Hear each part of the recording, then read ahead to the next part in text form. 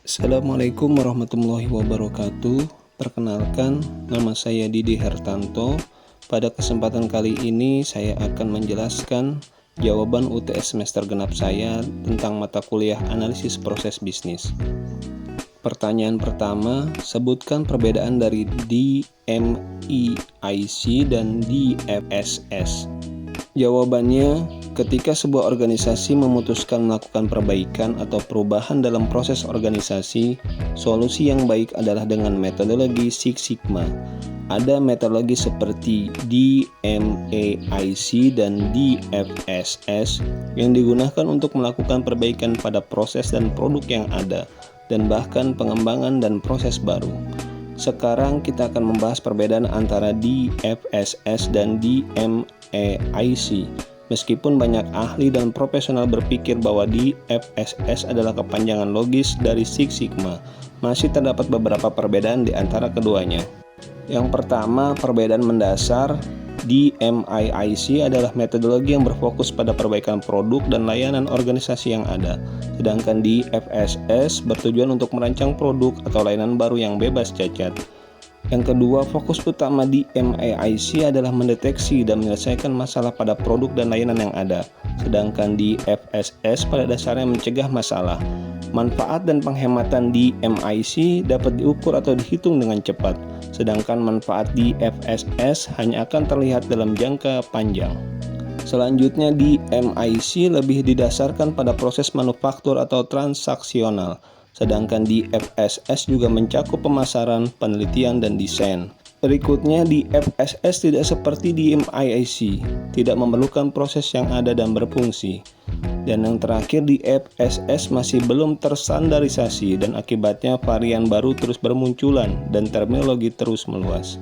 Pertanyaan kedua, apa yang dapat Anda catat dari jurnal berikut? Jurnal pertama, dengan judul Studi Online Six Sigma Methodology from the India Context and Investigation of Literature, ditulis oleh Anand S. Patel dan Kaushik M. Patel. Abstrak, India meliberalisasi perekonomiannya pada tahun 1991 yang mengakibatkan persaingan global yang ketat, pelanggaran yang sadar akan kualitas dan menuntut. Hal ini memaksa organisasi-organisasi India untuk mengadopsi strategi bisnis inovatif dalam 30 tahun terakhir. Dalam hal ini, metodologi Lean Six Sigma, tujuan penelitian ini adalah mengembangkan pembelajaran metodologi Lean Six Sigma dalam konteks India melalui investigasi literatur. Pendahuluan. Dalam pencarian kualitas, berbagai pendekatan, strategi, dan metode dikembangkan, seperti siklus PDCI, TPM, Six Sigma, TQM, Lean Six Sigma, dan lain-lain oleh berbagai peneliti dan praktisi selama beberapa dekade. Lean Six Sigma terbukti sangat populer di antara pendekatan perbaikan lainnya di sektor manufaktur dan jasa. Metodologi penelitian, pendekatan dengan tinjauan literatur sistematis atau ISLR, 3 tahap diadopsi untuk menyelidiki literatur selama penelitian ini. Secara total, 187 artikel yang diterbitkan di 62 jurnal atau proceeding konferensi dari tahun 2005 hingga 2022 selama 18 tahun masuk dalam daftar terpilih. Gagasan. Penulis menggambarkan perjalanan India menuju kualitas pertumbuhan ekonomi di India di era pasca reformasi terkait liberalisasi, privatisasi, dan globalisasi. Pemerintah India mempunyai peran penting dalam menciptakan kesadaran di kalangan industri, terutama UMKM. Lean Six Sigma berasal dari 2 pendekatan berbeda untuk perbaikan berkelanjutan, yaitu Lean dan Six Sigma, sebagai strategi khusus untuk mencapai perbaikan dramatis dalam aktivitas di seluruh fungsi organisasi dalam 15 tahun terakhir. Berbagai definisi Lean Six Sigma telah dikemukakan oleh para peneliti berdasarkan interpretasi dan penerapan Lean Six Sigma dari masa ke masa.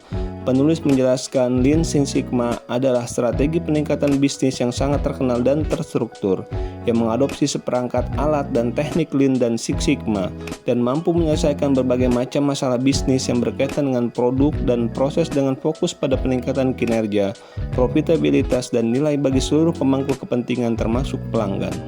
Gagasan. Penelitian ini menyoroti peran penting Institut Statistik India dalam mengembangkan gerakan kualitas India. Penulis yakin penerapan Lean Six Sigma akan sangat penting dalam menjadikan UMKM India lebih kompetitif dan dalam pembangunan sosioekonomi India. Penulis menggambarkan analisis metode penelitiannya dari proses perencanaan, studi investigasi, serta pelaporan.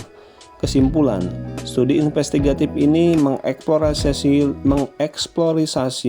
literatur untuk menggambarkan gambaran metodologi Lean Six Sigma dari perspektif India. Penulis sangat yakin bahwa ini adalah sebuah langkah maju kecil dalam perjalanan panjang yang membantu menciptakan kesadaran dan pemahaman di kalangan peneliti dan profesional di India. Jurnal kedua dengan judul Industry 4.0 and Six Sigma, A Systematic Review of the Literature of Research Agenda Proposal. Penulis Daniel Dores Pereira Mala, Fabiana Letizia Lizzarelli, dan Lilian Donna Nascimento Gembi. Abstrak. Ada peningkatan minat terhadap hubungan antara Industri 4.0 dan pendekatan keunggulan operasional. Namun studi tentang integrasi antara Six Sigma dan Industri 4.0 belum ada dalam literatur. Tujuan dari penelitian ini adalah untuk memahami jenis hubungan apa yang ada antara SS dan E4.0, serta manfaat yang didapat dari integrasi ini dan arah masa depan untuk bidang studi. Pendahuluan, dalam konteks keunggulan operasional, pendekatan seperti Six Sigma atau SS dan Lean Six Sigma atau LSS, serta penggabungan teknologi dapat menjadi peluang langsung untuk memanfaatkan sumber daya yang ada. Fenomena E4.0 yang menggabungkan beberapa teknologi dalam sistem produksi, produk dan layanan juga telah diadopsi oleh perusahaan untuk menghadapi tantangan perbaikan proses dan daya saing dalam skenario dinamis. Teknologi tersebut antara lain 3D printing, Internet of Things atau IoT, cloud computing, artificial intelligence, big data, cyber physical system, dan lain-lain. Metode penelitian, tinjauan pustaka sistematis atau ISLR dilakukan untuk menganalisis studi tentang hubungan antara teknologi E4.0 dan SS. ISLR menganalisis 59 artikel dari tahun 2013 hingga 2021 yang diambil dari database Web of Science dan Scopus, termasuk dokumen dari jurnal dan konferensi. Gagasan, arah utama E4.0 adalah menuju transformasi proses yang mendalam, yang dimungkinkan oleh perpaduan antara dunia maya dan dunia nyata, menggunakan digitalisasi, otomatisasi, dan robotika di bidang manufaktur. Teknologi memainkan peran berbeda dan berdampak pada sistem produksi dengan cara berbeda. Penggunaan IoT, AI, dan Big Data menjadi alasan utama kecepatan arus informasi di semua fase sistem produksi. Industri dalam lingkup E4.0 sangat terkonsentrasi pada teknologi, interkonektivitas, dan otomasi yang secara total mengubah konsep proses SS. Alat dan teknik analisis statis SS tradisional yang utama belum disesuaikan dengan karakteristik kompleks lingkungan E4.0. Studi ini berfokus pada 3 subjek yang belum dijelajahi sebelumnya: hubungan antara SS dan E4.0, hubungan yang ada dengan berbagai teknologi, dan manfaat yang dihasilkan dari hubungan tersebut. Penelitian ini mengumpulkan dan menyusun berbagai jenis hubungan untuk teknologi SS dan E4.0, mengidentifikasi pola dan menyajikan bukti tentang bagaimana hubungan ini terjadi. Terakhir, memaparkan tren terkini dan kemungkinan arah penelitian. Kesimpulan, tujuan umum dari penelitian ini adalah untuk berkontribusi pada kemajuan pengetahuan tentang hubungan antara teknologi E4.0 dan SS, dan untuk mengarahkan penelitian masa depan dalam bidang ini. Studi mengenai teknologi ini menunjukkan kecenderungan SS membantu menerapkan teknologi ini atau mendukung peningkatan dan dalam penggunaannya. Selain itu, penelitian menunjukkan bahwa teknologi yang paling banyak dikutip dalam literatur yang berhubungan dengan SS adalah Big Data dan IoT. Penelitian menyoroti integrasi AI, Big Data, dan IoT yang mendorong pengambilan data secara otomatis dan real-time, reaksi otomatis pada proses, dan data yang andal, yang semuanya penting untuk manajemen kualitas yang efisien. Jurnal ketiga dengan judul A Comparative Analysis of Green Lean Six Sigma Enables and Environmental Outcomes, A Natural Resource-Based View. Penulis Amna Fahrul, Sanjay Matrani, dan Aiman Sajjad. Abstrak, meskipun terdapat perbedaan strategi terhadap kelestarian lingkungan di negara maju dan berkembang, sektor manufaktur di wilayah ini menghadapi permasalahan lingkungan yang besar. Tujuan dari penelitian ini adalah untuk menguji faktor pendukung dan hasil Green Lean Six Sigma atau GLSS dalam meningkatkan kelestarian lingkungan pada perusahaan manufaktur di negara maju dan berkembang dengan menggunakan pandangan berbasis sumber daya alam atau NRBV yang berpusat pada lingkungan. Pendahuluan, organisasi manufaktur baik di negara maju maupun berkembang menghadapi berbagai masalah lingkungan akibat operasi bisnis mereka seperti krisis energi, limbah industri, emisi karbon, masalah kesehatan dan keselamatan, serta kekurangan sumber daya alam. Strategi peningkatan operasi utama yang mengatasi tantangan lingkungan yang dihadapi oleh organisasi manufaktur meliputi Lean Manufacturing, Six Sigma, dan Green Manufacturing.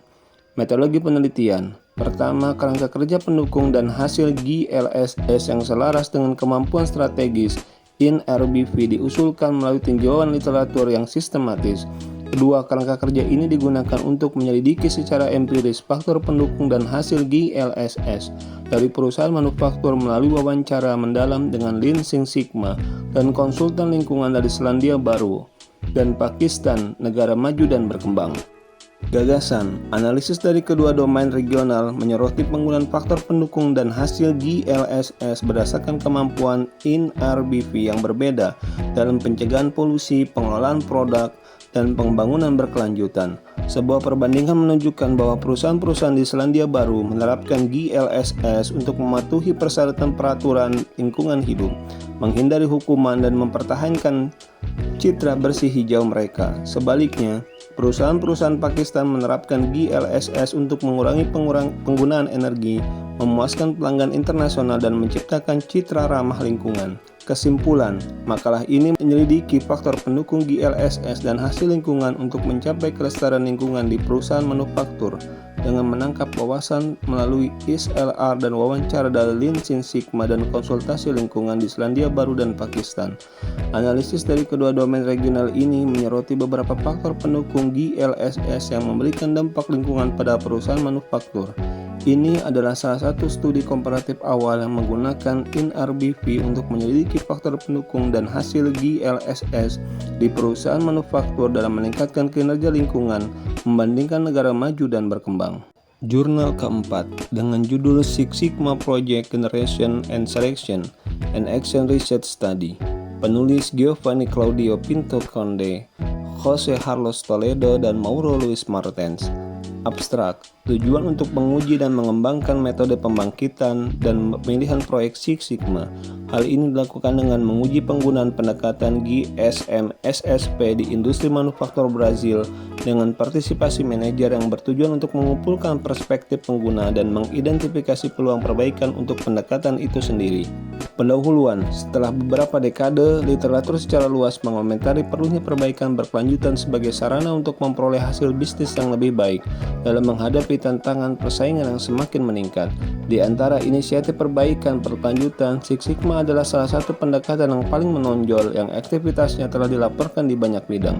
Metodologi penelitian, karya ini mengadopsi pendekatan penelitian tindakan atau IR ketika para peneliti sibuk terlibat dalam pelatihan, implementasi dan penggunaan GSM-SSP. Intervensi ini dilakukan dalam serangkaian 15 lokakarya dengan sekelompok manajer selama 6 bulan. Gagasan, dalam penelitian ini para peneliti melatih karyawan yang menyusun MGT untuk pembuatan dan memilih proyek Six Sigma, dan mereka juga berpartisipasi dalam implementasi dan penggunaan GSM-SSP. Para peneliti memimpin penyelenggaraan 15 lokakarya selama 6 bulan dengan satu atau lebih lokakarya untuk setiap siklus IR dan setiap langkah GSM-SSP. Penelitian ini menggunakan protokol tertulis yang sebelumnya dikembangkan oleh penulis pertama dan ditinjau oleh semua peneliti lainnya. Temuan penelitian ini menunjukkan bahwa pendekatan IR merupakan strategi penelitian yang tepat untuk menguji dan mengembangkan GSM-SSP. Penerapan 8 langkah pendekatan GSM-SSP membantu tim manajemen perusahaan dalam menghasilkan 9 kandidat proyek dan juga memilih 3 proyek Six Sigma. Penelitian ini juga menemukan dan membahas hambatan dan pembelajaran yang digunakan untuk meningkatkan GSM-SSP. Kesimpulan, berdasarkan hasil yang dijelaskan di atas, yang dicapai dalam unit yang dianalisis, dapat disimpulkan bahwa dalam skenario serupa, penerapan 8 langkah GSM-SSP yang efektif dapat mengarah pada pembuatan dan pemilihan proyek Six Sigma yang dapat sukses di dalam hal pencapaian tujuan, tenggat waktu, dan penghematan, meskipun ada hambatan yang dihadapi di perusahaan dan juga keterbatasan GSM-SSP. Terima kasih, mungkin itu yang dapat saya sampaikan. Assalamualaikum warahmatullahi wabarakatuh.